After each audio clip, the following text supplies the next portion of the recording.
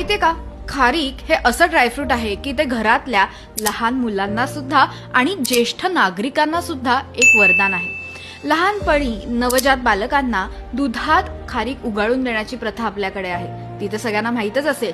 पण तीच प्रथा म्हणजे तीच खारीक ही सगळ्यांना अतिशय उत्तम आरोग्यदायी आहे। तर का ती आरोग्यदायी आहे?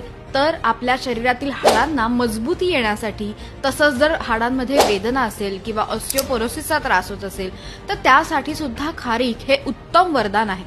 अनेक पेशंट्सना स्त्रियांमध्ये मेनोपॉज नंतर ऑस्टिओपोरोसिसचा त्रास व्हायला लागतो आणि तेव्हा त्यांना वेदना, संधी वेदना ह्या जास्त प्रमाणात व्हायला लागलेल्या असतात आणि तेव्हाच ही जी खारीक आहे ही त्यांना वरदान ठरणार आहे। जर पीसीओडीचा त्रास होत असेल किंवा स्कॅन्टी फ्लो म्हणजे 2च दिवस अंगावरनं रक्त जात असेल तर त्यावर सुद्धा खारीक पावडर किंवा खारीक ह्याचा उपयोग होत असतो।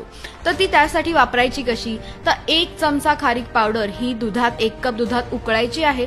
1/4 झालं की ते दूध प्यायचं आहे किंवा 1.5 कप दूध घेतलं तरी चालणार आहे। ते उकळल्यानंतर गाळून घ्यायचं आहे आणि हे दूध तुम्ही घेऊ शकता। तुम्ही सुद्धा तुमच्या आहारात ही खारीक आजपासून नक्की वापरायला चालू करा।